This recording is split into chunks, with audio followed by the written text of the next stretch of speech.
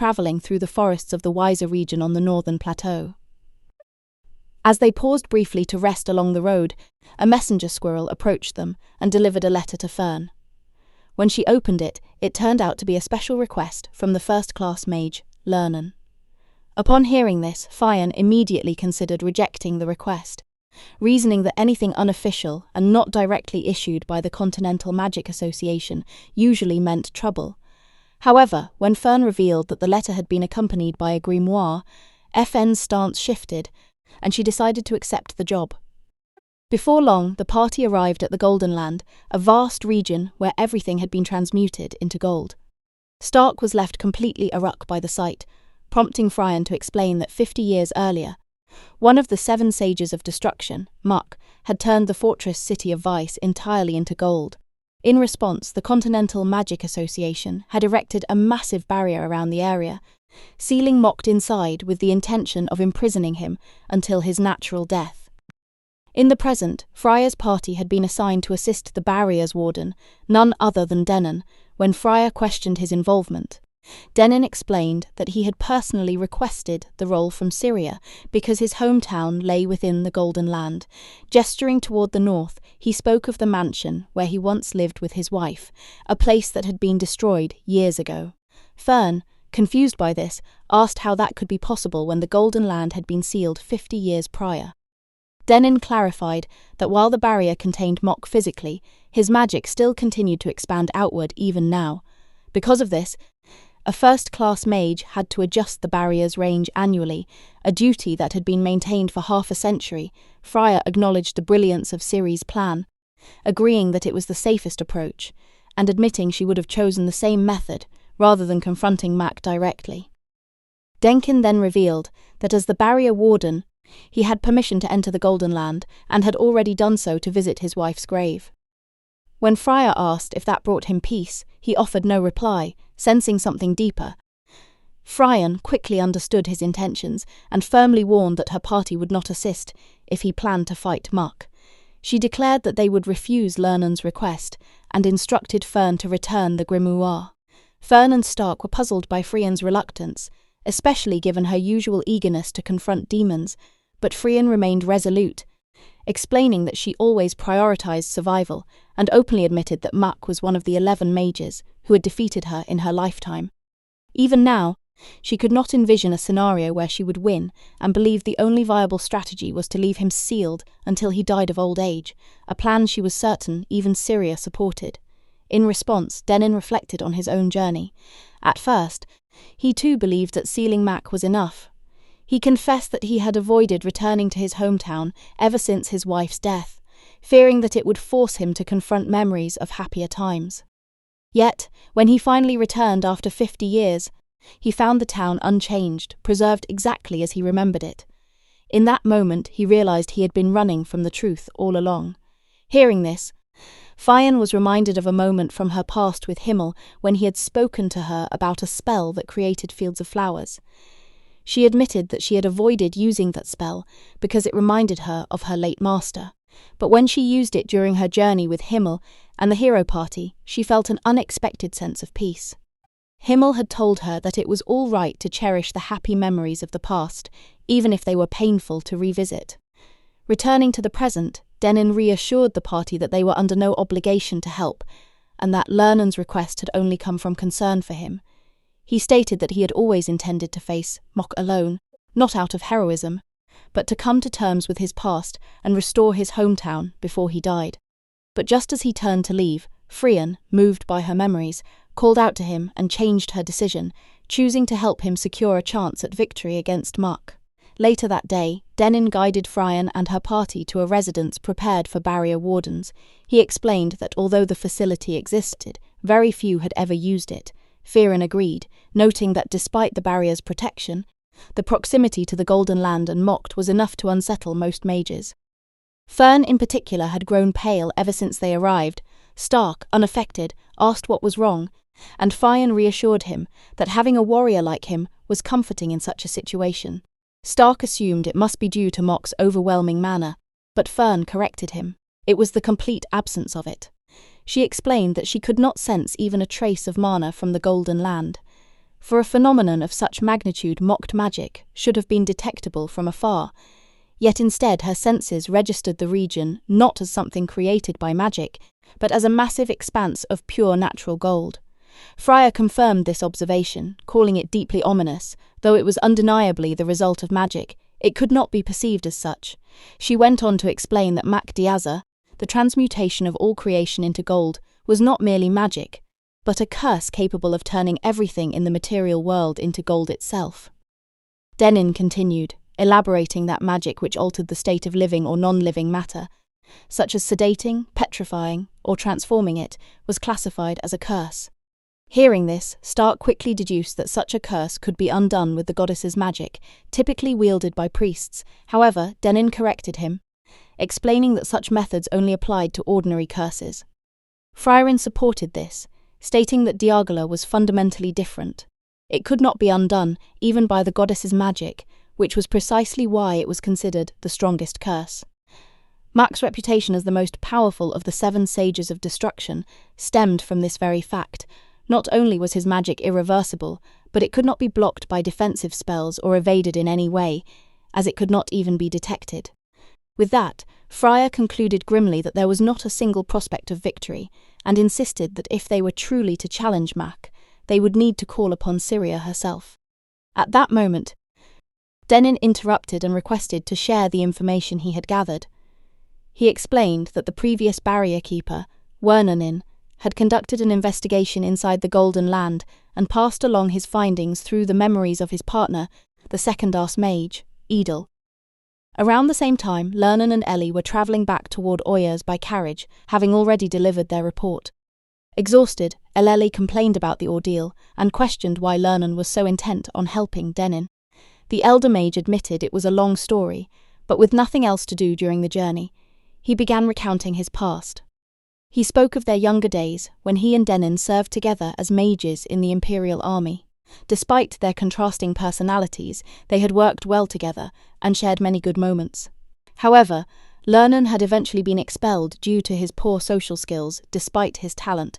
Through it all, Denken had remained by his side, and that loyalty left a lasting impression on Lernen, who vowed to repay the favour someday. He recalled how Denken used to speak fondly of his wife, though always with a strained smile, and how he once dreamed of returning to his hometown.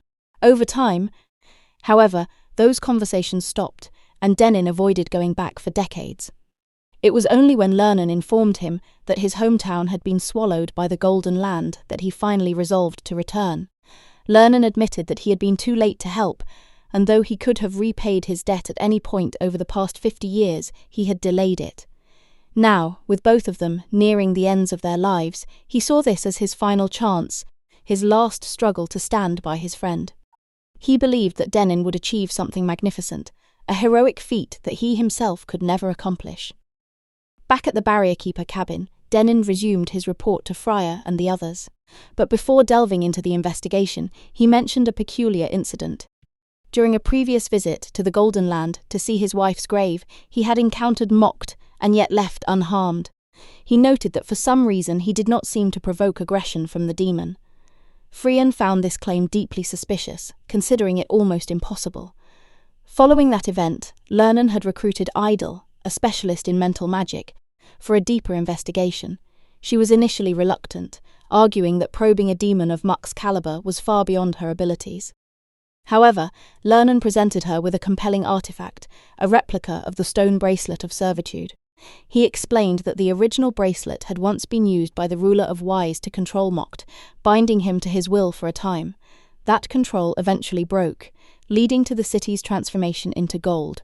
According to rumour, M still wore the original bracelet, and Lernen's plan was for Edel to analyse both the replica and the demon's mind in hopes of restoring its binding power. Intrigued by the artifact and its potential, Edel ultimately agreed to accompany him. Together, they travelled to the edge of the Golden Land to begin their investigation, but upon arrival they encountered a horrifying sight: a battered and bloodied second-class mage named Fu, the sole survivor of a scouting party Lernen had previously sent. Shaken to her core, she reported that her entire squad had been annihilated by Macht in an instant, leaving her as the only one alive. Suspicious, Lernen pressed her for answers, questioning why she alone had survived, why a being like Mock would allow her to escape. Before she could respond, the curse took hold. In an instant, her body was transmuted into solid gold. The transformation was so sudden that Ellie couldn't even attempt to read her memories. Staring at the golden statue, Lernon reached a grim conclusion. M had deliberately spared her, only to activate the curse later. It was not mercy, but a warning. Understanding the message, Lernon and Elele continued onward, eventually reaching a cliff overlooking the Golden Land. The Edel observed that a powerful perception-hindering spell had been cast over the area, rendering the Golden City invisible to ordinary people.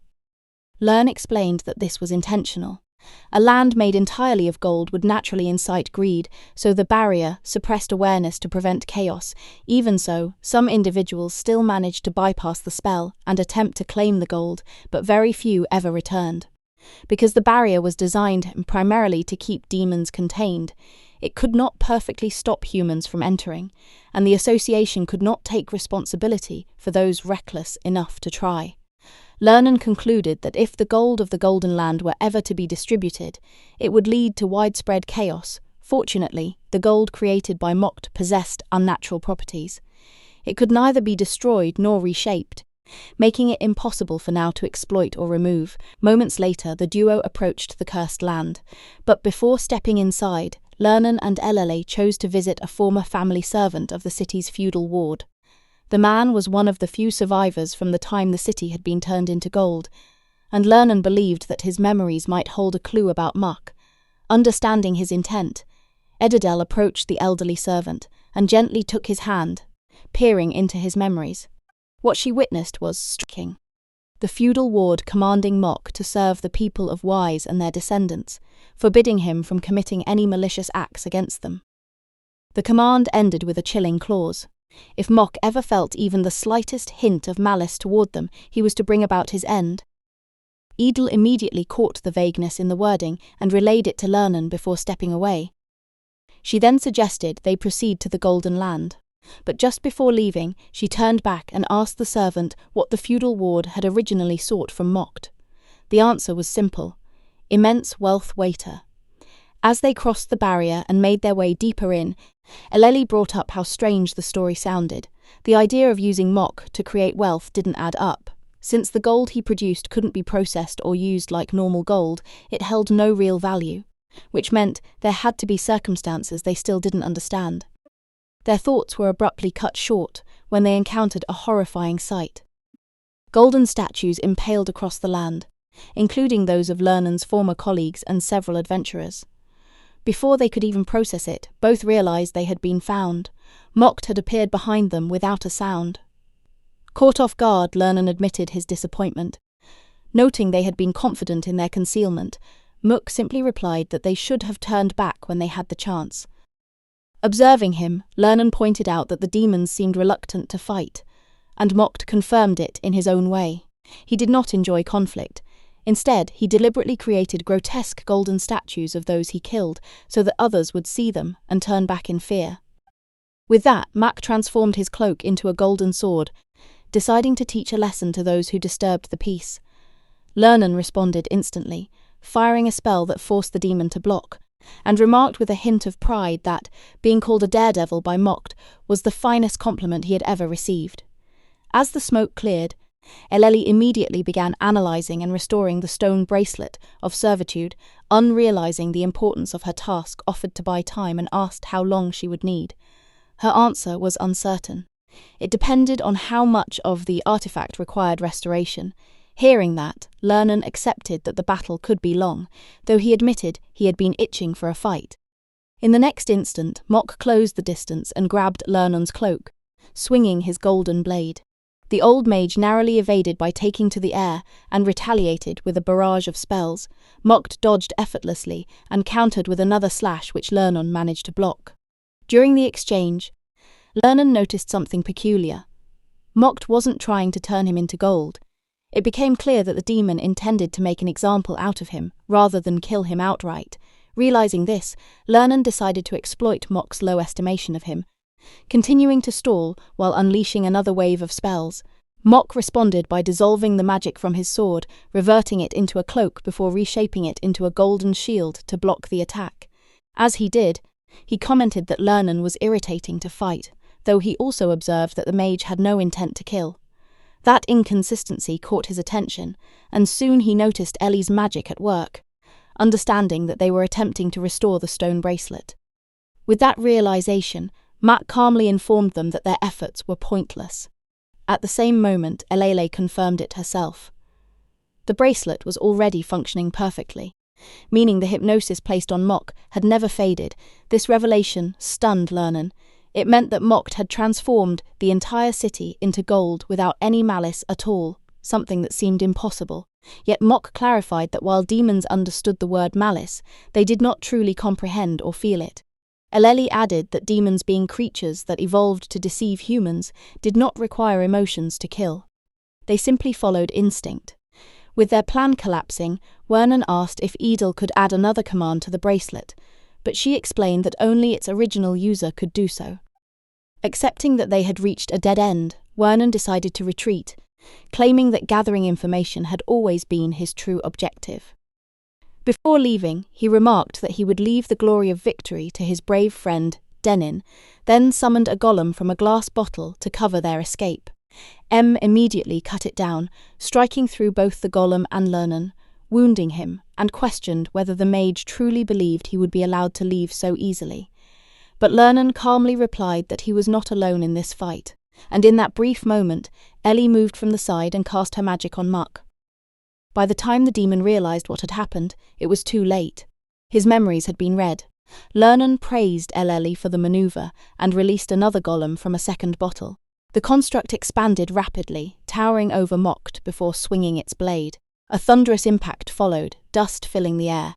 But when it cleared, the golem had already been turned to gold, and Mok stood completely unharmed. However, as he looked around, both Lernen and Elele were gone. In the present, as the stream of memories had shared with Denken came to an end, Frieren quietly remarked that Ellie must have been an extraordinary mental mage to sift through the memories of a demon like Mok, noting how even brushing against such memories was an intensely painful ordeal. The sun had already begun to set, and noticing it, Denken told Frieren that he would explain the rest of Mok's memories later, as it was time for him to attend to his own business. When Frieren asked what that entailed, Denken revealed that he had been regularly visiting Mok and engaging him in conversation. The answer confused Frieren, prompting her to question what he meant by holding talks with a demon. Denken clarified that he was a citizen of the Fortress City, a place that had never been particularly large in population. Hearing this, Frieren recalled the 2 commands placed on Mok through the stone bracelet of servitude to serve the people of the city and their descendants, and to never commit malicious acts against them. As she thought it through, Fern realized that even if Mac as a demon did not truly understand malice, the command to serve would still remain effective. That would explain why Denken could enter the Golden Land unharmed, and she wondered aloud if it meant Mac would obey Denken's orders. Frieren, however, was skeptical and did not consider it such a favorable condition. Denken confirmed her doubts, explaining that while Mac would not harm him, he also would not comply with any forceful commands. Accepting this, Frieren questioned why Denken would persist in something as seemingly pointless as conversing with a demon when nothing tangible could be gained from it. Denken explained that his ultimate goal was to restore his homeland, but since Mok's magic, Diase, would continue to persist even after his death, the Golden Land could only be reverted by Macht himself. Macht was fully aware of this fact, and because of the value of his own life, he had no intention of undoing the transformation. As a result, Denken had no choice but to keep him alive, creating a stalemate where neither side could defeat the other due to their respective limitations. Frieren finally understood the situation, and just as Denken prepared to leave for the cursed land, she asked if she could accompany him. Denken agreed, though he warned her that he could not guarantee whether Mok would treat her the same way. Fern and Stark, hearing this, insisted on coming along as well, with Stark confidently stating that he could at least ensure their escape if things went south. With that, the party set out toward the Golden Land, and before long they encountered Macht, standing at the center of the Fortress City of Weise, calmly waiting by the gate as if expecting them, welcoming them with composed courtesy. Inside the mansion, Macht asked Dennin about the newcomers, and upon being told they were his friends, he was instructed to treat them kindly. Complied, without hesitation, greeting them politely and introducing himself as the magic instructor of the Grook family. Later, as they sat in the living room with Macht serving tea, Frieren quietly whispered to Fern and Stark that she wished to confirm something. Hearing the hushed exchange, immediately turned his attention to her, asking what she intended to verify and whether she had discovered anything. Frieren answered calmly that while they could not defeat him, he was not entirely flawless either. Though slightly surprised by the provocation, Macht turned to Dennin and asked about Frieren's identity, to which Dennin revealed that she was a member of the party that had slain the Demon King. Macht responded with mild nostalgia, recalling how Dennin had once been fond of tales about the hero party and noting how surreal it felt to see one of them in person. Without hesitation, Frieren pressed further, asking whether he had ever considered avenging the Demon King. Macht, however, replied with a faint smile that he had no interest in such matters, claiming he only wished to live peacefully, and that even in the past he had been a moderate within the Demon King's army who supported coexistence with humans. Frieren found the claim contradictory and challenged him, pointing out his refusal to restore the Golden Land and his merciless slaughter of intruders. More than that, she questioned why he continued to kill despite claiming to desire coexistence. Ma seemed genuinely confused by the question, and that response alone led Frieren to conclude that their fundamental differences as species made true understanding impossible. Sensing the tension rising, Dennin abruptly intervened and suggested they leave, and the party complied without resistance. Once they returned to their cabin, Frieren asked Dennin about his relationship with Macht, observing that the two seemed unusually familiar with each other. Denken explained that Macht had once served as the exclusive mage of the Grook family, the feudal lords of Weise, and had even been his magic instructor when he was a young boy. He recalled learning many spells from the demon, noting that M's ability to use human magic was an exceptional rarity among demons. That revelation immediately caught Frieren's attention as she pointed out a discrepancy in the timeline. Denken was now 78 years old, yet the stone bracelet of servitude had only been placed on Macht around 60 years ago. If Macht had taught him in his youth, then the demon must have been present in the city long before he was bound by the artifact. Dennin confirmed her suspicion, explaining that Macht had begun serving Lord Gook over 80 years ago, long before the bracelet was ever used. In fact, he described the demon as inexplicably friendly toward humans, never once disobeying the Lord's orders, even when he still possessed his free will. At the time, Dennin admitted he had even believed that the safeguards of the bracelet were unnecessary, given how naturally obedient and docile Macht had seemed. Grasping the situation, Frieren shifted the topic and asked Dennin about the supposed chance of victory he had mentioned. After reviewing Macht's memories, Dennin admitted that the sheer volume of information spanning over a century was far too vast for a single person to process in a short time. Hearing this, Frieren first acknowledged Eleli's exceptional skill for even retrieving such an enormous dataset, then proposed a solution. By linking her mana with Denkin's, they could share the burden and analyze the memories together, effectively combing through 100 years of the demon's past as one. Meanwhile, within the mansion of the Golden Land, reflected on his earlier exchange with Frieren. He admitted to himself that the elf's question, why he continued to kill despite seeking coexistence, was an excellent one, and he believed that the answer to it was the key to understanding humanity. With that realization, Macht silently welcomed Frieren into his mind, inviting her to sift through his memories as though it were a contest of understanding, a battle for coexistence. Somewhere deep within, he hoped she might uncover the answer he himself had been unable to find for so long. Within those memories, the root of Macht's curiosity began to unfold. He recalled a distant past during a routine extermination of a human settlement under the Demon King's orders.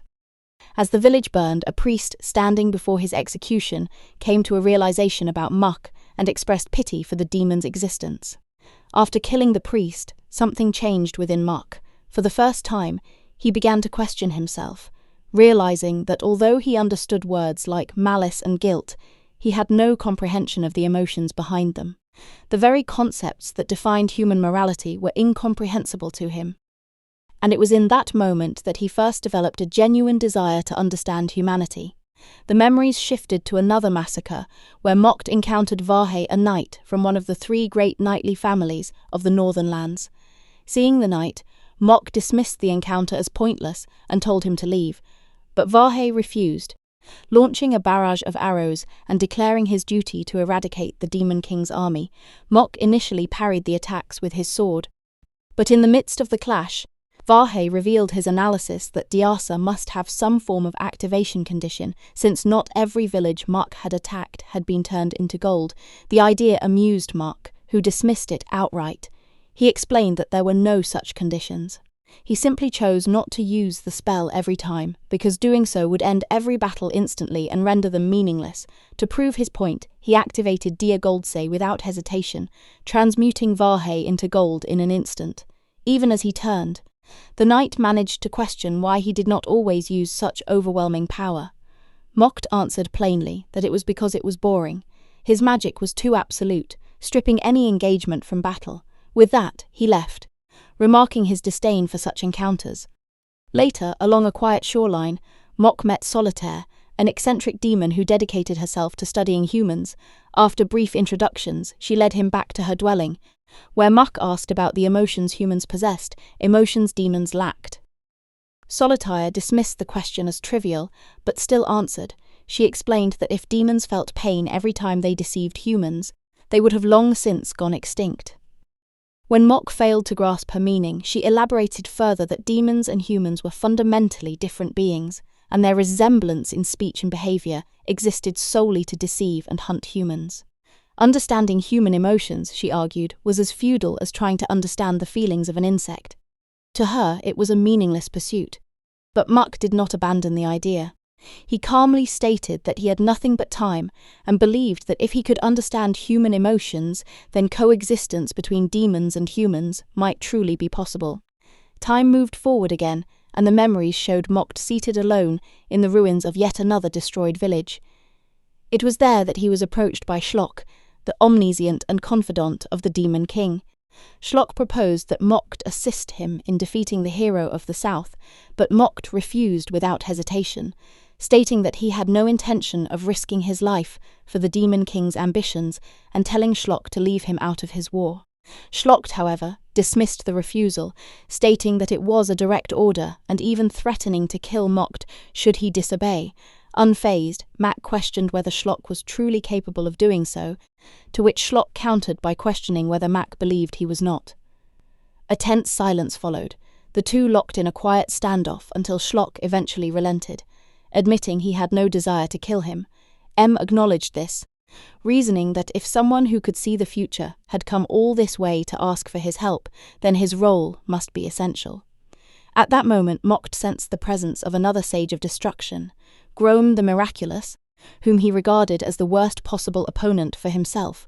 Annoyed, Macht remarked that Schlock always seemed to manipulate him, but eventually relented and asked what exactly was required of him. Schlock answered simply, Med only needed to fight without thinking. He explained that he had seen multiple possible futures of the battle against the hero of the south and had determined the correct outcome. Macht commented that the best possible result would be a stalemate, noting that Schlock looked like a man walking toward his own death. Schlock, however, calmly admitted that even he could not know the outcome of his own fate until it happened. Still, he continued, revealing that once the operation was complete, Grausium would erase Macht's memories of it entirely.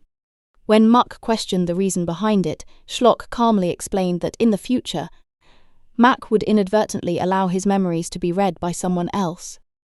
With that stated, Schlock then addressed Frieren directly through the very memories she was traversing, remarking that he was erasing these fragments specifically to prevent her from learning the details of the battle against the hero of the south. A conflict he described as crucial for the survival of Diankind even 1,000 years into the future. Hearing her name, confusion spread across Macht's face. But Schlock dismissed it as a matter for the future before departing alongside Grausium, leaving behind only fragmented traces of what once was. The memories then shifted forward several years to the Northern Plateau, where Macht was seen slaughtering humans not out of instinct or necessity, but in deliberate meaningless acts of violence meant to provoke something within himself. He sought not victory but understanding. Amid the carnage he encountered 2 kids and handed each of them a knife, promising to spare the ones who survived. In the end, the boy lived, but instead of relief, he collapsed into uncontrollable sobs. Mac, intrigued, asked why he was not glad to have survived. The boy explained through tears that the girl he had just killed had not resisted at all, that she had been his friend since childhood. The answer fascinated Macht. He pressed further, asking the boy to describe the emotion he was feeling and to teach it to him in words. Enraged by the demon's detachment, the boy raised his weapon only for Macht to kill him without hesitation. Even so, Macht expressed gratitude, noting that he had gained an important insight. Humans felt guilt when they killed someone close to them. As the realization settled, he wondered whether such an emotion could ever exist within him. With that thought taking root, Macht decided to seek out humans he could grow close to, believing that only through such bonds could he truly grasp those emotions. That search eventually led him to the outskirts of the Fortress City of Weise, the largest human settlement in the Northern Plateau. Upon arrival, he attacked a passing carriage on a whim. The man inside was Glick, the feudal lord. As Macht slaughtered his guards with ease, Gluck calmly observed that they had been excellent subordinates, far stronger than he had expected. Macht questioned whether they had been trained to kill humans, and when Gluck asked if that was a problem, the demon explained that such training was meaningless against demons. Human combat instincts, he noted, could not adapt to the vast differences in physiology and reaction speed. Gluck listened carefully, then reached into his coat, prompting Macht to raise his blade to the noble's throat. Yet instead of a weapon, Gluck simply produced a cigarette box and requested a final smoke. Macht allowed it, observing that despite lacking the demeanor of a killer, Gluck possessed the eyes of one. The noble admitted as much, explaining that he had ordered the deaths of many political rivals, though he believed them far more despicable than himself. When Glick spoke of the guilt he carried for those actions, Macht's interest sharpened and he revealed his own pursuit, his desire to understand emotions such as malice and guilt. Gluck, intrigued, asked whether Macht understood the concepts of good and evil. The demon's reaction made it clear he did not, prompting Gluck to recount the history of the region. He described it as a corrupted city where disgraced nobles from the empire had gathered, continuing their power struggles while neglecting the people. Though Glick held the title of feudal ward, real power belonged to another noble family and their allies who exploited the city for their own gain. He admitted that he had long done nothing to change this, paralyzed by the system. However, his son had been different, a man driven by justice. When his son publicly challenged the nobles to improve the city, he was assassinated, and the act disguised as suicide. At the time, Gluck could not comprehend how such cruelty could be carried out so easily, but later realized that once one had ordered deaths themselves, such acts became disturbingly simple. Mac, listening intently, asked if Glick was seeking revenge. Gluck did not deny it, but clarified that his true goal was to fulfill his son's wish, to make Weise a better place. When Macht questioned why he had been told all this, Gluck revealed his intent. He was negotiating. He offered himself as a teacher, claiming that a life steeped in malice made him uniquely suited to help Macht understand those emotions. In return, he asked the demon to serve him by eliminating his political enemies. Macht accepted without hesitation. Within half a year, he eradicated the rival noble faction, and with their fall, peace and stability gradually returned to the city. From his balcony overlooking the city, Gluck observed the transformation with quiet satisfaction before turning to Macht and expressing his next plan. He intended to bring the demon into the public eye as the official mage of the Gluck family. When Macht asked the reason, Gluck explained that demons possessed an innate ability for social interaction with humans, not because they sought harmony, but because they were naturally adept at deception and earning trust. Recognizing this as a powerful tool, Glick intended to use Mac's presence to unite the remaining nobles and secure alliances, ensuring stability through influence rather than bloodshed. He admitted plainly that while murder had its place, it should always remain the last resort. Afterward, as the two finished their tea, Gluck shifted the conversation. remarking that what they had just discussed was in itself a sinful exchange, responded honestly, admitting that while he did not understand the concept of evil, he could at least recognize that Glick seemed to be enjoying himself. Gluck replied that he would teach him those concepts, and that all Mock needed to do was follow his instructions. One day, understanding would come naturally. When Mock asked what would happen if he still failed to grasp it, paused before answering that, in return for using his power, he would remain by his side until that day came, even if it meant following him into the depths of hell. Not long after Mack was formally introduced to the citizens, and over the years he began integrating himself into their society, he accompanied nobles in their studies, played chess, attended social gatherings, rode horses, and served tea in Gluck's residence. Gradually, he earned recognition and even a degree of appreciation, though complete trust remained out of reach. One day, the nobles summoned Mack to a council meeting where he was asked why he had chosen to live among humans. His answer was simple yet idealistic. He believed that conversation and coexistence were the first steps toward true harmony between demons and humans. The nobles praised his words and even expressed a wish that all demons were like him before asking whether he would be willing to fight to protect the city. Before he could answer, Gluck appeared at the doorway, calling him away. After the meeting, Glick explained that the situation had become precarious. Remnants of the Demon King's army were advancing toward the city. He ordered Mock to eliminate them, noting that it should pose no difficulty for a demon who lacked any concept of loyalty to his own kind. Mock carried out the task without hesitation, single-handedly annihilating the invading forces. As he watched the remnants of his fellow demons fade, he reflected that without the Demon King, the one figure capable of uniting them, the demon race had become scattered and pitiful. Returning to Weise, he was met with the admiration and applause of its citizens. Some time later, on a bright day, Gluck brought up Mack's desire to act as a magic instructor, and asked whether he was capable of using human magic. Mack replied that he had learned such techniques from Saltatire before arriving in Weise, as she had studied human magic extensively. Satisfied, Glick agreed and took him to a church where a young boy named Denken was praying. The boy, having lost his parents to demons, had once been close to Gluck's daughter and had always dreamed of becoming a mage. Gluck entrusted Mock with the task of teaching him, hoping it would help the child move forward from his grief. Mock accepted and waited outside until Denken emerged, introducing himself as the Glick family's magic instructor. He was met with immediate distrust. Denken acknowledged Mock's role in defending Weise, but made it clear that he could not trust a demon given what had happened to his parents. Mock was unfazed, instead remarking that this very distrust made the boy an even more valuable student. When Denken asked if he was strong, M confirmed it plainly, claiming to be the most powerful among the 7 sages of destruction. The boy then asked whether he could one day become strong enough to kill him, to which Mock simply replied that such a thing was not for him to decide. The following morning, their training began by a riverbank. Mock taught Denken long-range magic, and although the boy initially struggled, he eventually succeeded in striking his target. The shared moment of accomplishment brought a rare mutual smirk between them. Soon after, a carriage arrived, carrying Glick and his daughter, Lectura. Denken took a break and shared a meal with her, while Glick and Mock observed from a distance. Glick expressed satisfaction at the boy's progress. Though Mock noted that Denken still did not trust him, Glick acknowledged this, explaining that he had chosen Denken precisely because of that. As someone who had lost his parents to demons, the boy now had a reason to live, even if that reason was revenge. Compared to the empty sorrow he had once carried, this was a healthier path forward.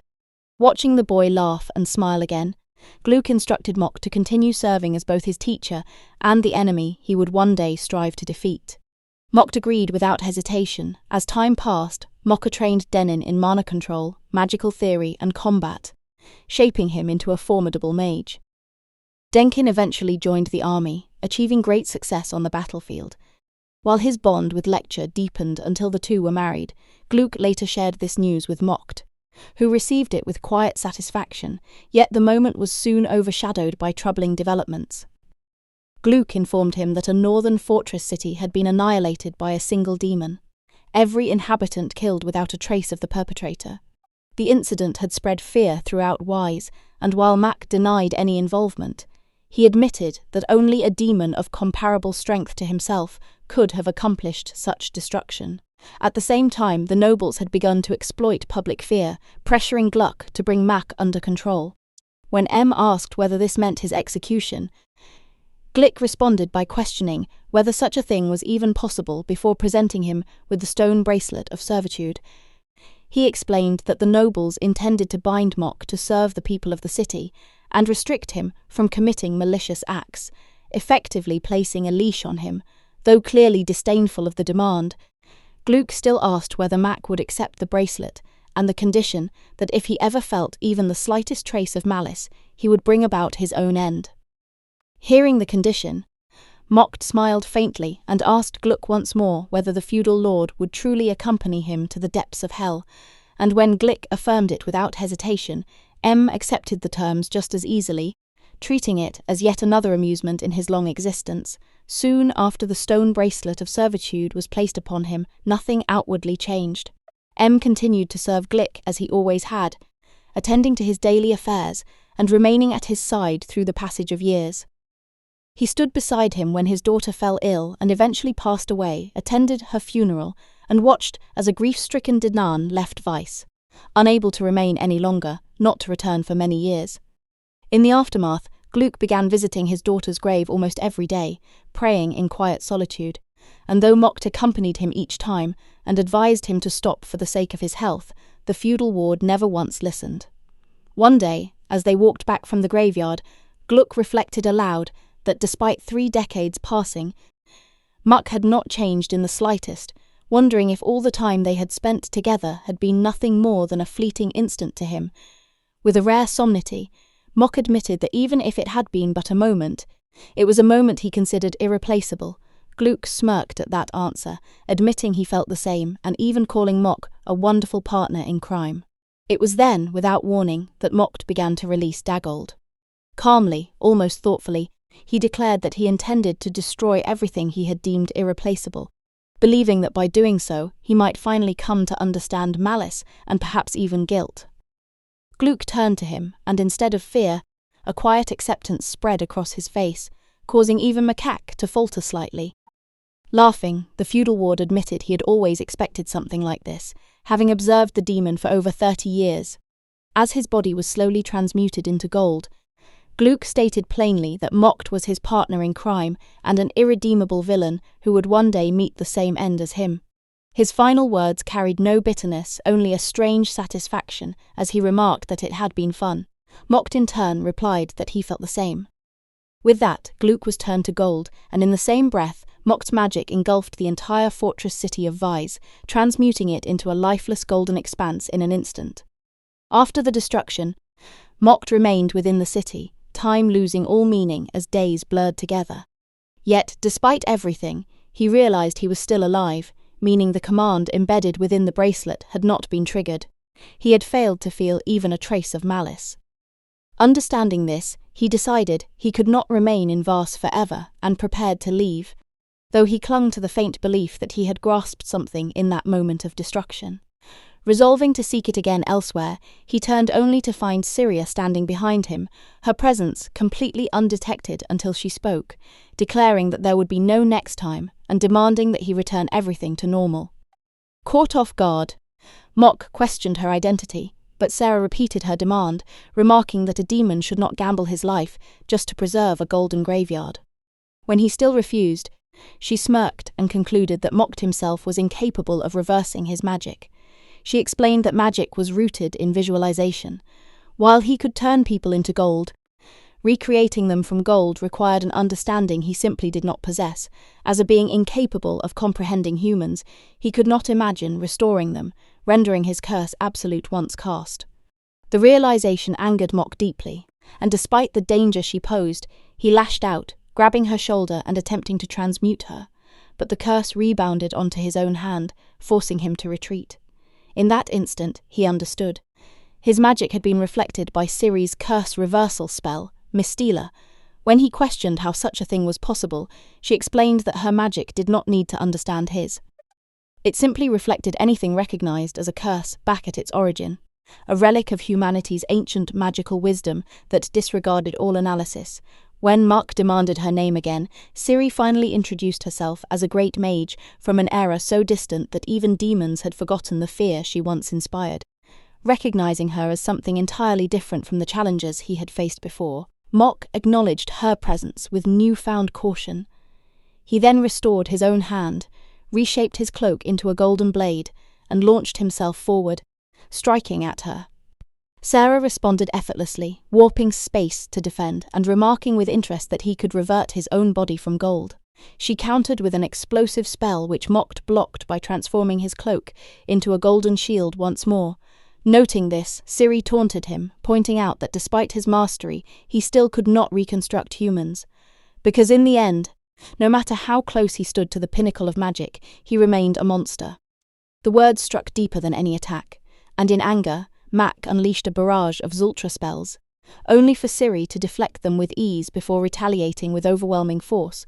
When the dust cleared, M stood protected within a spherical barrier, having endured the blast. Intrigued, Ciri remarked on the rarity of a demon capable of wielding such diverse magic and asked what he intended to show her next. But before he could answer, the battle was abruptly interrupted as a first-class mage arrived and cast a barrier, briefly sealing Mac within it. The sudden interruption drew a clear look of disappointment from Ciri as she turned on her apprentices, chastising them for interfering when she had explicitly ordered them to stand guard outside and not involve themselves. Lernen, however, stepped forward and appealed to her calmly, explaining that if she were to kill Mac at that moment, the magic of Diegold would be lost forever, along with any possibility of restoring the Fortress City. Ciri dismissed the argument at first, calling the idea naive and warning that leaving a being like Mac alive was dangerous beyond measure, noting that if he so wished, he could transmute the entire Northern Plateau into gold without resistance. Still, Lernen did not back down, and instead proposed sealing Macht within Weise itself, containing him until a method to reverse the curse could be discovered, no matter how long it took.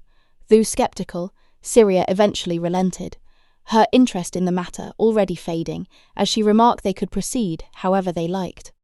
With her approval granted, Wernan expressed his gratitude, and together with the other first-class mages, erected the Great Barrier of the Golden Land, sealing Macht within. Back in the present, Denken and Frieren finally reached the end of Mac's vast memories. The process had taken a heavy toll on FN, draining an immense amount of her mana and leaving her almost completely immobile.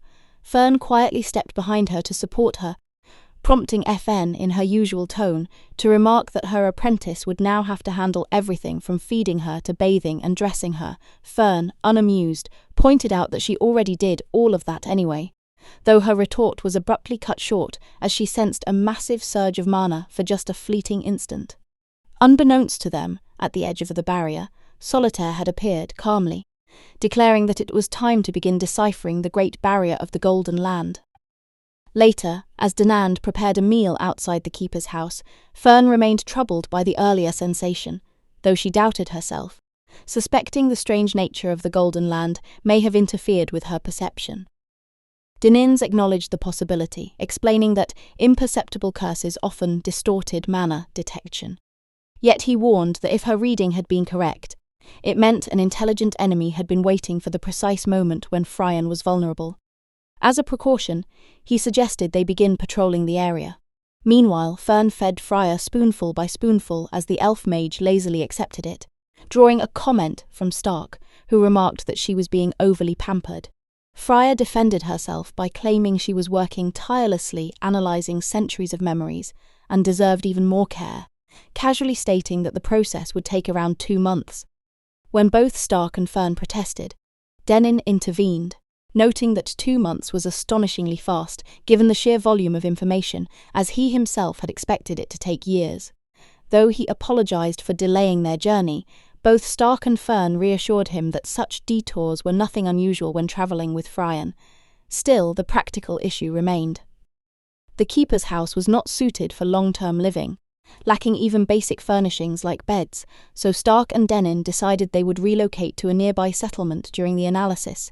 Elsewhere at the barrier's edge, met with Solitaire after a long time. As he sat down, Solitaire informed him that Frieren had already begun analysing his memories and warned him not to underestimate her, calling her one of the few beings capable of killing him, declaring her intention to assist, she approached the barrier, only to find herself repelled by its structure.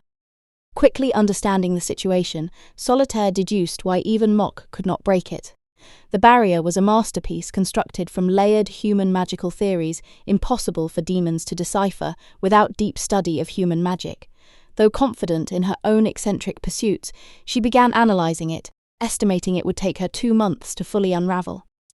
Time passed, and over those 2 months, Denken and Frier's party settled into a routine in the nearby town, patrolling regularly, yet finding no trace of the mysterious presence. At the same time, Frier approached the end of her analysis, while Solitaire completed hers as well, even remarking that the barrier was so beautifully constructed, it would be a shame to destroy it.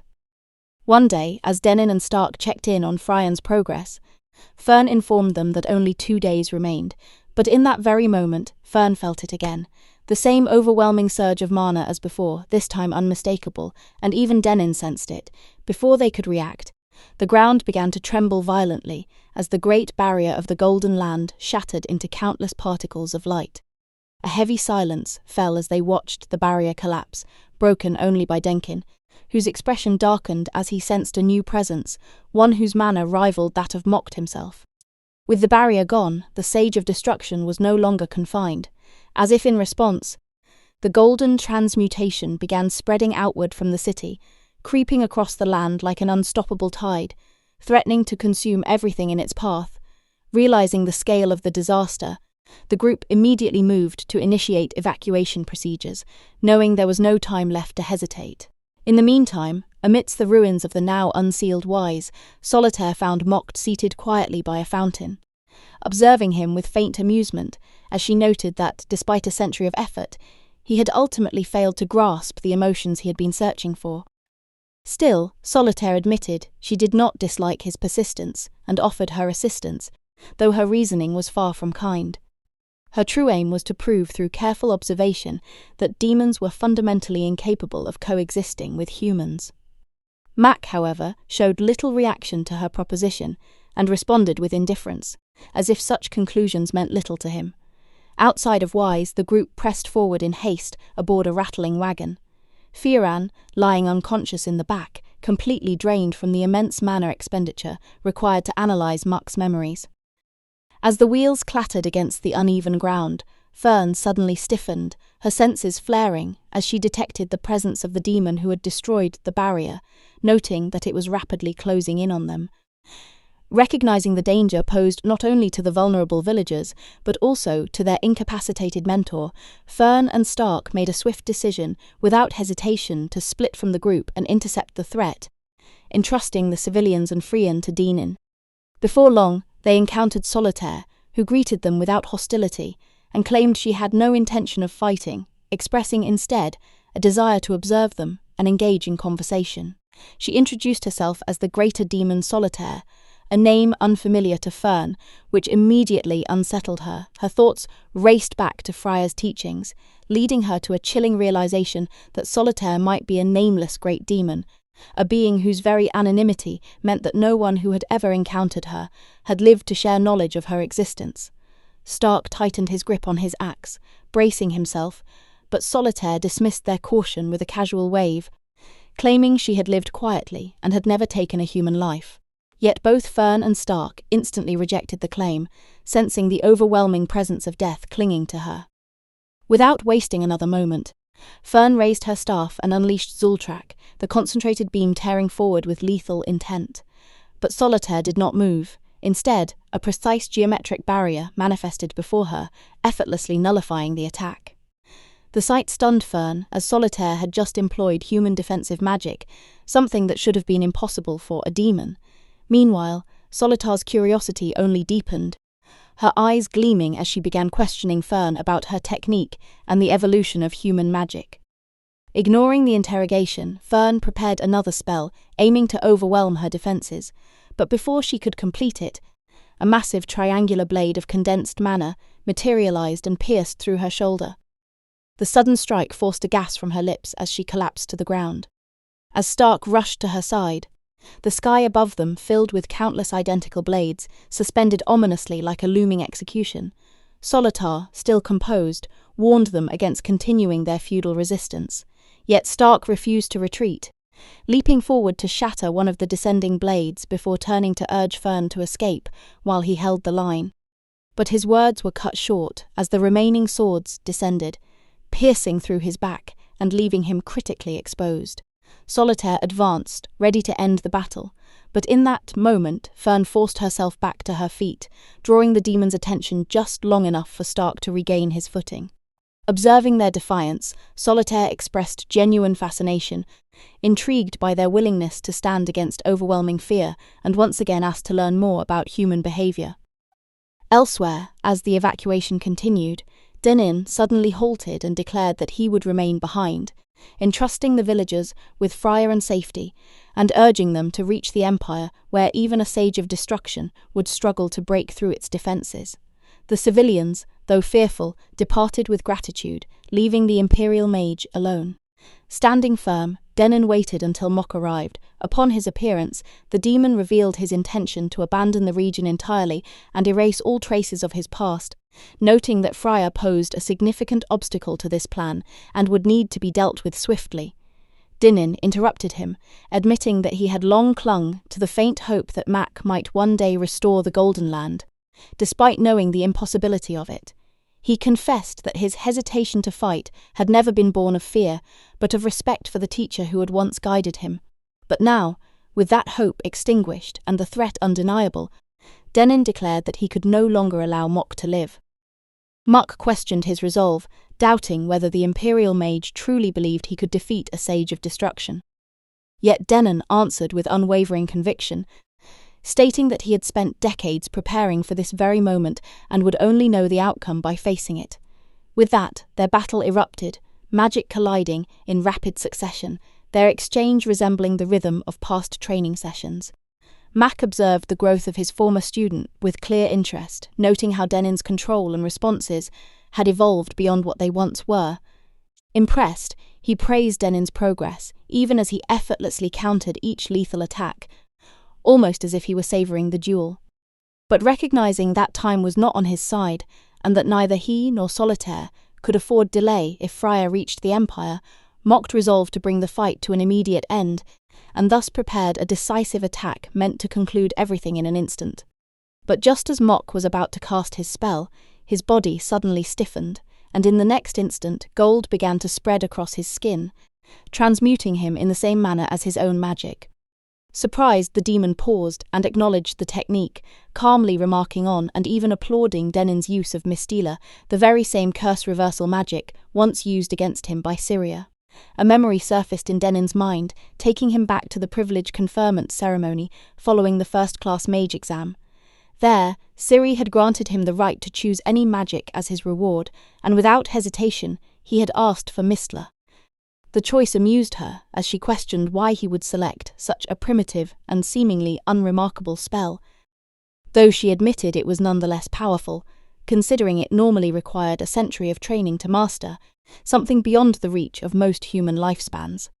Using spell transfer magic, Ciri condensed both the spell and the accumulated knowledge of mastering it into a grimoire and handed it to Denken, warning him that the technique consumed an enormous amount of mana and could not be sustained continuously like she could. More importantly, she emphasized that its effectiveness depended entirely on timing. The user had to recognize the exact moment a curse was cast. Denken, however, had assured her that this would not be an issue. Back in the present, as he reflected on that moment, Denken understood why. Having spent years as Macht's pupil and observing him closely, he knew precisely when the demon would invoke Diaba Golds, even if it was invisible and undetectable to others. He also knew that Macht could revert himself even after being fully transmuted, and as the demon slowly shattered the golden layer encasing his body, Denken steadied himself and declared that their next round had just begun. Meanwhile, Fern and Stark continued their desperate struggle against Solitaire. Their bodies already battered, yet their resolve unbroken. Solitaire, in contrast, effortlessly countered every attempt they made, all the while speaking with unsettling curiosity about humanity. She explained that what fascinated her most were human aspirations, and the words they uttered at the brink of death, seeing their culture, customs, and magic as material for her ongoing research. Stark, unable to tolerate her detached tone, charged forward in anger, but Solitaire responded without effort, unleashing a barrage of manlades that struck him repeatedly until his body faltered. In that fleeting moment, Fern seized an opening and fired a Zultra that struck Solitaire's arm before she could fully defend, drawing a rare reaction of surprise. Analyzing the attack instantly, Solitaire concluded that Fern had altered the spell's execution speed, creating a variant capable of bypassing even perfectly timed defenses. Intrigued, she questioned the nature of the technique, but Fern ignored her entirely and followed up with a barrage of rapid homing blasts that erupted into explosions around the demon. Yet, when the smoke cleared, Solitaire stood nearly unharmed, her overwhelming mana output nullifying the damage, a stark reminder of the vast difference between human and demon capabilities.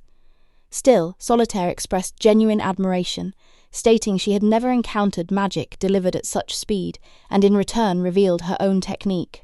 Without any visible motion, both Stark and Fern were suddenly struck with deep, invisible slashes across their bodies. She identified the technique as monastery, a pure and direct form of offensive magic, before she could elaborate further. Fern countered once more, landing another hit by increasing the density of her mana, forcing her attacks to finally reach Solitaire. The demon, now visibly impressed, praised Fern's precision, adaptability, and resilience, acknowledging both her and Stark as remarkable subjects of study. But in the next instant, everything changed as a wave of diode swept across the battlefield. Stark and Fern were instantly transmuted into gold, frozen mid-strug, while Solitaire remained unaffected, only expressing disappointment that her research had ended so abruptly. At the same time, Denken continued his battle against Macht. The demon pointed out the limitation of Mistila, explaining that it would only remain effective so long as Denken could predict the timing of Dia Gold, and once he began casting it irregularly, the spell would lose its utility. He further added that he could sustain such a battle for days, questioning how long Denken could endure under such conditions. Realizing the grim reality of the situation, Denken immediately chose to retreat, aiming to at least reach Fen before the spreading gold consumed her. Internally, he acknowledged that it was his responsibility to protect her, especially since he had drawn her into this conflict. But before he could make it far, Solitaire intercepted him, appearing suddenly in his path and attacking while casually requesting his final words. In that moment, understanding he could neither escape nor win, Denken made a final decision. He deactivated Mistila himself. The effect was immediate. His body began to transmute into gold before Solitaire's attack could even land, denying her the satisfaction of striking him down. As his form solidified, Denken's final thoughts carried a silent apology to Frieren and her companions. With the land now fully overtaken by gold, Solitaire turned back toward Macht and began recounting an observation she had made at the site of Ara's defeat by Frieren. She explained that the residual mana revealed something extraordinary that Frieren had managed to dispel Aura's control magic, Azala's, after studying it for 80 years since their encounter during the Hero Party's era. Macht initially expressed doubt at the idea that a human or even FN could decipher the magic of a Sage of Destruction, but Solitaire corrected him, explaining that while the principles behind such magic might remain incomprehensible due to the nature of demons, that did not mean the magic itself could not be unraveled or undone. Realizing what Solitaire was implying, Macht reflected on the fact that Frieren was currently analyzing his memories and began to question how many times he had used Diaze over the past century. Solitaire, however, dismissed the thought entirely, stating that their battle was far from over and that their true opponent was none other than Frieren the Slayer. Elsewhere, within the depths of an unconscious mind, Frieren's memories drifted back to her time with the Hero Party, recalling a moment when they had been trapped inside an inescapable barrier created by the immortal Bose, one of the 7 Sages of Destruction. At the time, she had calmly concluded that escape was impossible and that their journey would end there. Yet him refused to accept that conclusion, reminding her that magic could not manifest without visualization, and questioning what she intended to do if she simply gave up. Frieren clarified that there was a difference between surrender and incapability, admitting that she could not envision a way to break the barrier. In response, Himmel rose and drew his blade, declaring that he would force her to visualize a solution because nothing was truly impossible.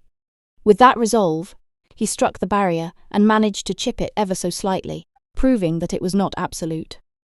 Eisen followed suit, preparing to strike as well, and in that moment Freya's hesitation finally gave way as she began to gather her magic. Back in the present, that memory faded, and in the next instant, Freya's eyes opened. A surge of mana erupted from her as she dispelled the golden transmutation encasing her, calmly stating that her analysis of Macht's memories was complete, and that Diaz could no longer be considered an absolute curse. Moments later, the golden shell surrounding Dennin shattered into particles of light as FN appeared before him, having undone the transmutation. She informed him that only an hour had passed since his conversion, and without delay cast a complex protective spell over both of them to prevent the curse from taking hold again. Before they could even begin to form a plan, however, both Macht and Solitar had already located them despite Frieren's mastery of mana concealment. Upon seeing her, Macht expressed genuine astonishment, acknowledging that her ability to dispel Diagold was beyond anything he had anticipated and declaring her existence an unpredictable variable he could no longer ignore. Solitar too was visibly intrigued, fascinated by the speed at which Frieren had analysed and countered the curse. Frieren, however, remained composed and attributed her success to a long-forgotten encounter with Macht 6 centuries earlier, an event he himself could not recall. She explained that during that battle, her arm had been transmuted into gold, and it had taken her a full century to analyse the curse's residual effects and restore it.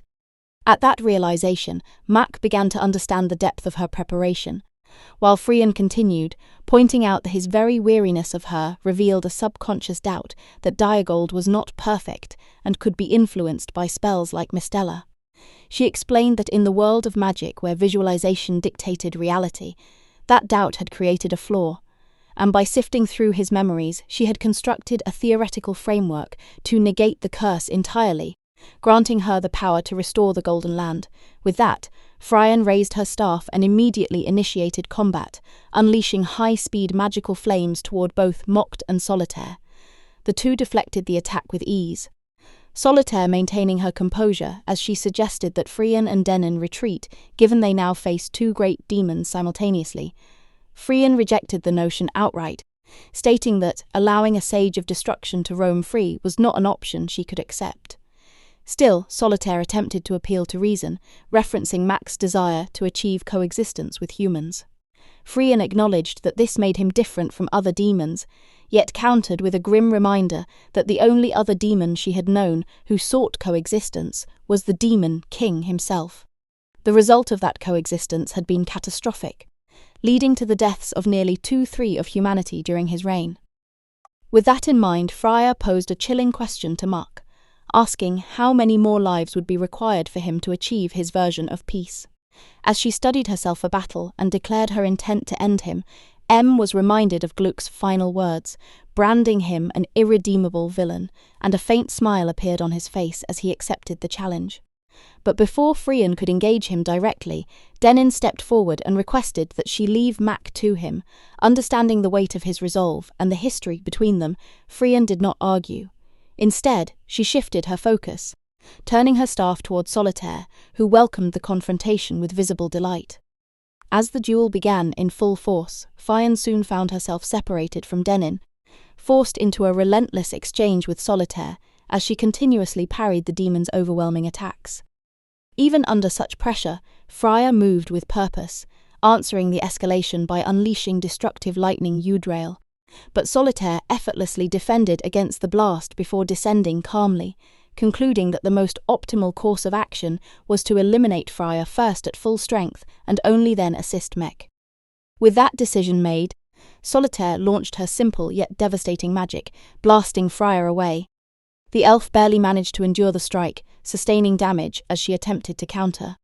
But Solitaire evaded with ease and continued her barrage, each spell shaking the surroundings with frightening intensity. As the assault continued, Frieren assessed the situation internally, realizing that Solitaire's attacks were on an entirely different level, shredding through her defenses as though they were nothing. Even though their raw mana seemed comparable, Solitaire's control and application of it were leagues beyond, bordering on something incomprehensible. The realization was grim. Freya could not withstand such relentless pressure indefinitely, and a single direct hit would likely be fatal. At the same time, Solitar's defensive barrier appeared nearly impenetrable, and despite her attempts to find an opening, Frieren was struck again and sent crashing to the ground. As the dust settled, Solitaire approached and urged Frieren to stop holding back, pointing out that she was deliberately restricting her mana. She even expressed admiration for the technique, noting that mastering such restraint would require centuries of discipline. Annoyed by the demon's incessant chatter, Frieren rose again, despite her injuries, her resolve hardening as she decided to end the fight. Yet Solitaire continued speaking, casually, asking whether Frieren's apprentice possessed the same level of mana control. At the mention of Frieren immediately questioned her, and Solitaire confirmed that she had encountered the pair, even acknowledging their impressive coordination.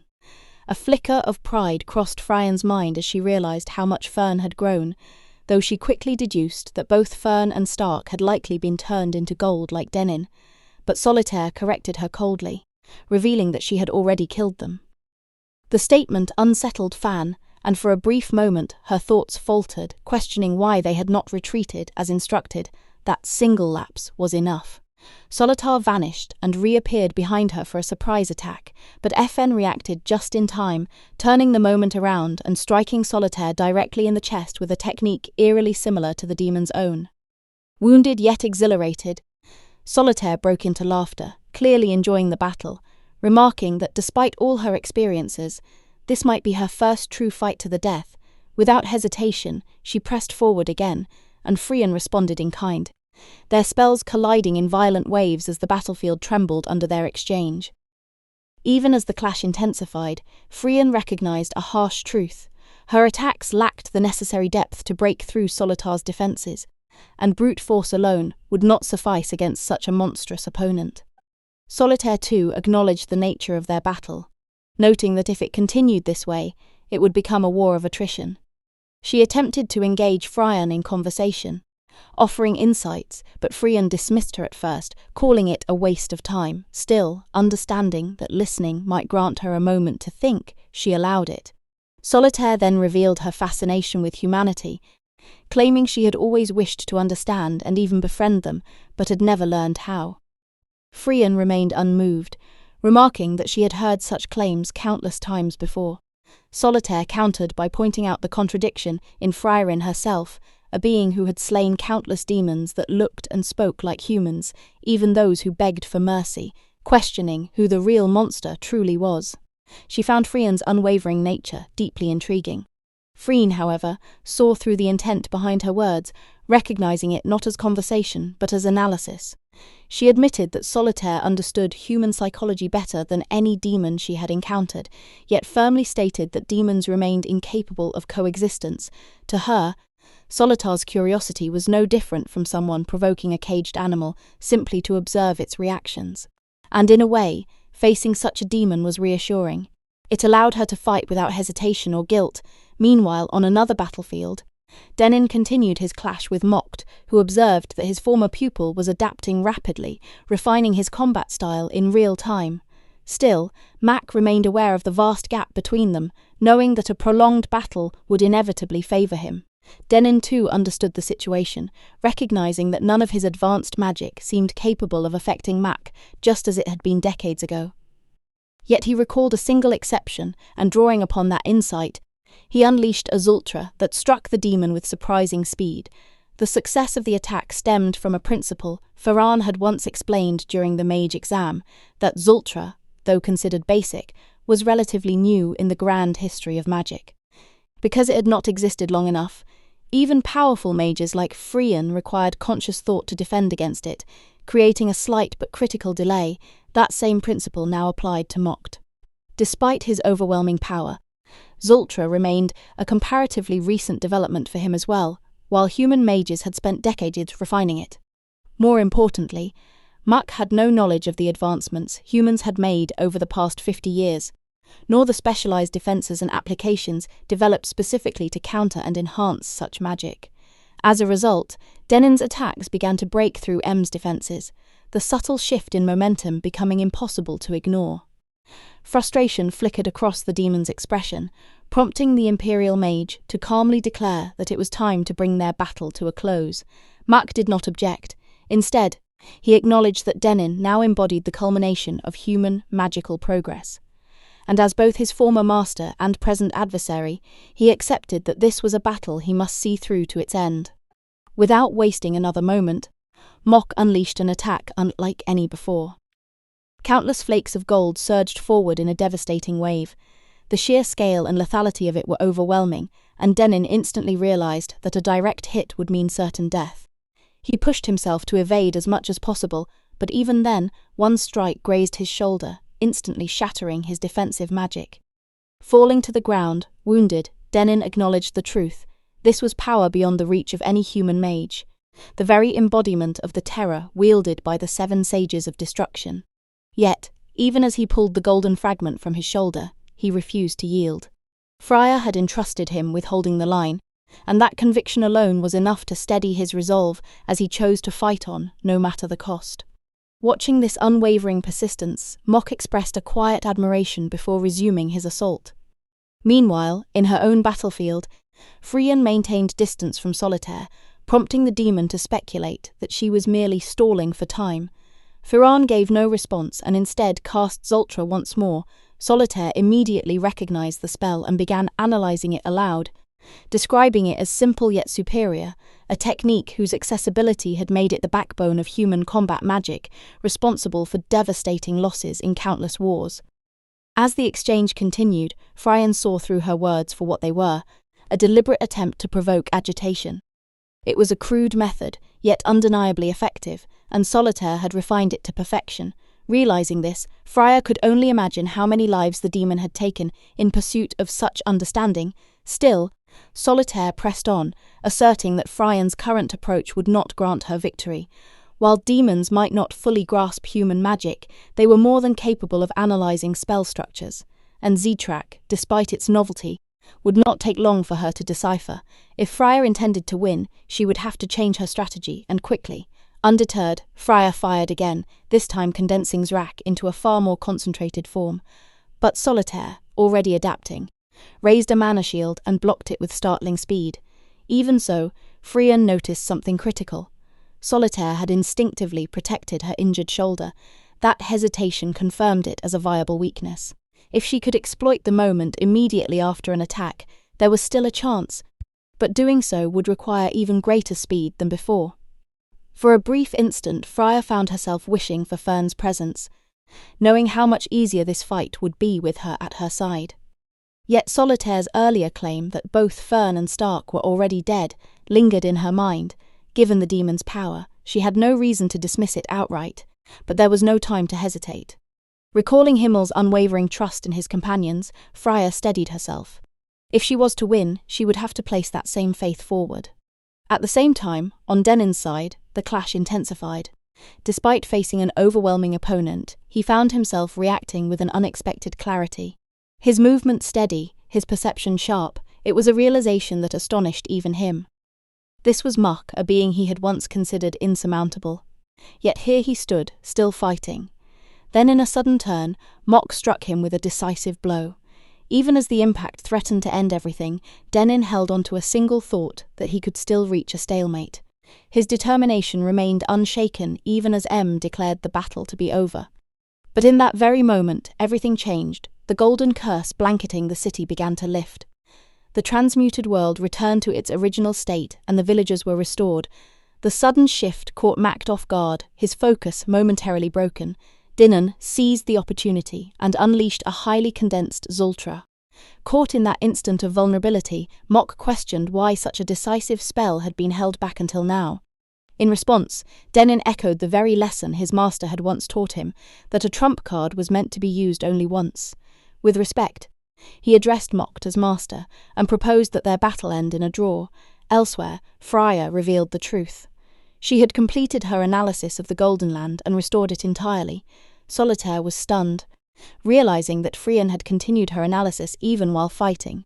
The realization dawned too late. From afar, a sudden attack pierced through the battlefield. Fern's strike landed cleanly on Solitaire, earning Frieren's quiet praise. But the effort drained Fern completely, forcing Stark to step in and support her. As the battle reached its conclusion, Solitaire reflected on her failure to detect the attack, noting that it had come from beyond her perception, despite her heightened awareness. Even then, she wondered if Frieren expected her to beg for mercy. Frieren, however, had no interest in such things. Without hesitation, she delivered the final blow, ending the battle and securing her victory. With the conflict now resolved, Frieren sensed that Denken too had brought his battle to an end without requiring her aid. Elsewhere, following the conclusion of their evenly matched duel, Denken collapsed onto the ground while Macht, bearing a deep wound across his chest, quietly contemplated his next move, especially in light of Frieren's unexpected survival. As he moved through the ruined streets and turned a corner, he paused, taken aback, to find the villagers restored to their original forms when one of them noticed his injury and spoke up. Macht simply assured them, in his usual composed manner, that it was nothing of concern. Continuing onward, he came to the realization that Solitaire had fallen.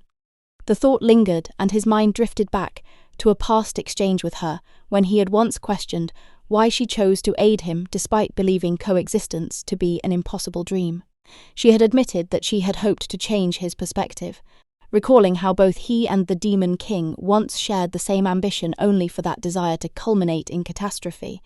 There had been no joy in that outcome, only loss, and to her the pursuit itself had proven dangerous. Macht had responded then that it would have been far simpler for her to eliminate him rather than attempt to change his beliefs. Yet Solitaire had confessed that she could not bring herself to do it, that she lacked the resolve to risk her own life for the sake of their race. In the end, she had concluded that despite everything, they were no different from one another, and merely accepting that truth was enough for her. As the memory faded, Macht reflected on himself. Ever since he had been bound by the stone bracelet, he had never once feared death. Yet now, in this moment, he found himself clinging to life, fleeing in a way that his former self would have despised. Lost in these thoughts, he suddenly encountered Gluck.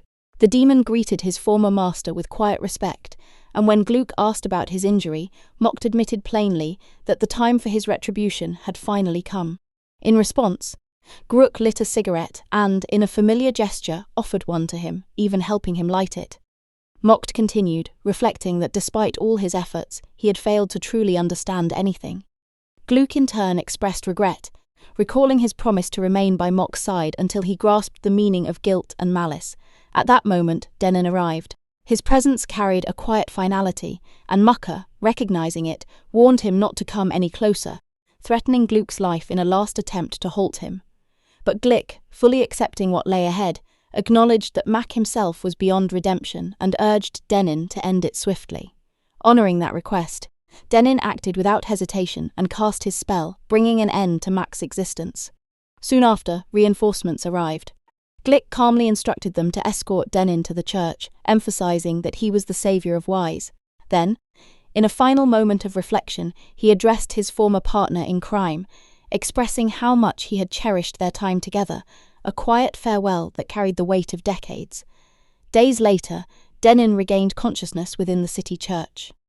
When Gluck visited him, he shared that Frieren had already explained everything and spoke with genuine admiration of Denken's 50-year journey back to Weise, praising his role in saving the city. Yet Denken, as always, deflected the praise, attributing their success to his companions, a sentiment Gluck readily agreed with, acknowledging how fortunate he had been to fight alongside them. Elsewhere within the infirmary, Stark had already returned to training under Fern's watchful gaze. Seeing him back on his feet, Frieren casually assigned him the responsibility of handling shopping duties, noting that Fern still required more time to recover.